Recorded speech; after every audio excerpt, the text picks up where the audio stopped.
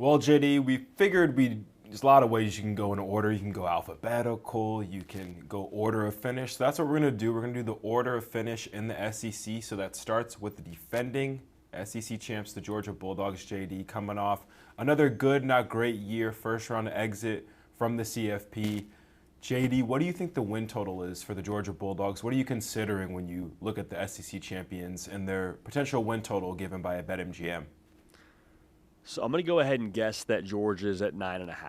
I don't think we'll see anybody all that much higher than that win total. It's still the SEC. There's still things to be accounted for with Georgia. The NFL draft pretty much ravages Georgia's roster every single year. They lose some weapons this year. That's kind of the position of note if you're keeping tabs on spring practice. But to me, man, I think we all kind of want to be hipster this part of the year and overthink what the SEC looks like and who could challenge. Georgia's still the big dog to me until they're not, no pun intended. So I think Georgia's sitting at 9.5. I would lean the over if that's the number they're being given. But what does BetMGM say, Cato, about Georgia right now when it comes to their preseason win total? You're batting 1,000, JD, to start There we off. go. It is at 9.5.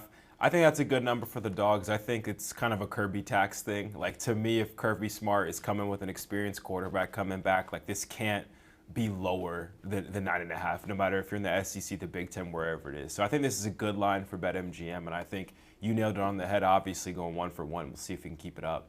Dude, that just feels good to know that we started off 1 for 1 because I was getting ready for the show this morning, looking in the bathroom mirror and dude, what if you don't get a single win total right? What if we just go 0 for across the – how bad a look would that be? So we got one down. That's a good vibe. I want to say a few more things here, though, Cato, on that win total. Them being at 9.5 to me is a good spot to be. You can't put them too much higher than 9.5 just because it is the SEC. It is going to be a gauntlet every single year. But just what I said before calling our shot on what we thought that win total was, I think we all just kind of get fatigue in this sport of some of these bigger brands. You saw it a lot with Bama and Saban. I think you're starting to see it now with Georgia and Kirby. We all are very eager to see who the next team is in that conference. We all like to talk about LSU, your boy included. I think there's a number of other teams, Ole Miss being one of those teams that you look at could maybe challenge. Texas feels like it's their time here sooner rather than later. But at the end of the day, man, somebody's going to have to take that crown off of Kirby Smart in Georgia. And I don't know who it's going to be, but until somebody else steps up and truly grabs that piece of jewelry off of his head, I don't know if I feel great about putting an under on what Georgia's win total is going to be. I'm looking at what they were a season ago. The problem was the defense, which is funny to say for a Kirby Smart, Glenn Schumann coached football team. But that was the issue. You saw it against Tennessee early in the year. You saw it in the college football playoff when Trinidad Chambliss pretty much did whatever he wanted through the air.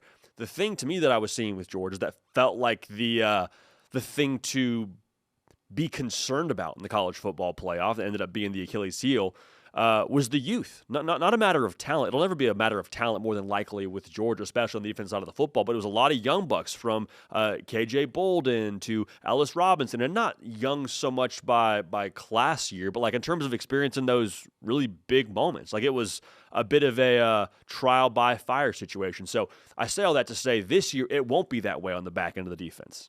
It's going to be a lot of well-seasoned guys that have played in the SEC Championship now, that have played in college football playoff games now. That's going to be something that I think is huge. And we were on Broadway speaking to some Georgia fans about their outlook for the season and things they felt good about, things they felt bad about.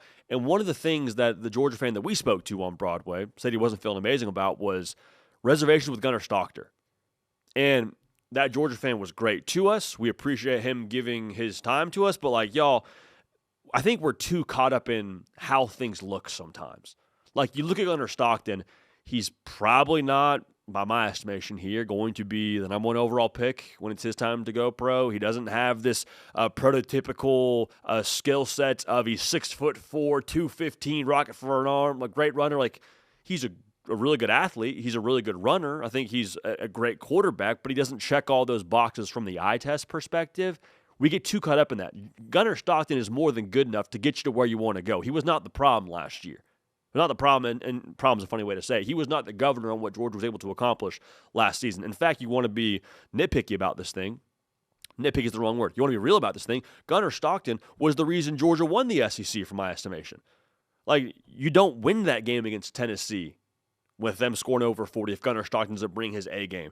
You don't beat Ole Miss that first time around in Athens unless Gunnar Stockton goes off the way that he did. So I understand why there is pushback around how, Gunnar Stockton fits relative to your own profile in your head of what a big-time SEC quarterback should look like, but I think he's more than good enough to get him to where they want to go. So again, my question for Georgia going into the year, can they replace the pass catchers that they had from a season ago that were so effective for them?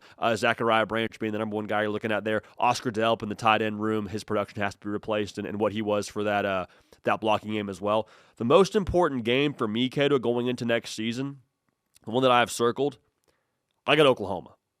Like when you play Oklahoma September 26th, it's a chance for you to send a message to the rest of college football of like, hey, we're still here, we're still Georgia. I think also a chance to send a message to yourself as a football team in terms of what your course is for 2026. Like you got a really good defense on the other side of the football. Gunnar Stockton's going to have to bring his A game against to beat. That's the one that I have circled. That's the one that I say, okay, if we win that game, now we go, and I feel real good about our potential here to go hit that over on 9.5 and be back in the college football playoff. Yeah, and this team lost one regular season game last year, and I think the schedule was much harder. You look at the schedule, man, 4 road games. Like, how did Georgia ended up just getting 4 road games? I think they're too good of a team to give that to. Going to Alabama is the game I have circled just because of that rivalry and how that's gone the last couple of years. But other than that, JD, I don't see many spots on this schedule outside of the Oklahomas, the Alabamas of the world. We'll see what Ole Miss is by that time of the year, but not a ton worries me here. So right now I would lean over in the month of March right now, but we'll see what other teams are up there too, because I think it's an interesting batch of teams we have here as far as who's going to be on that high end of the win total, because you'd imagine Georgia being the gold standard, that's kind of where they belong.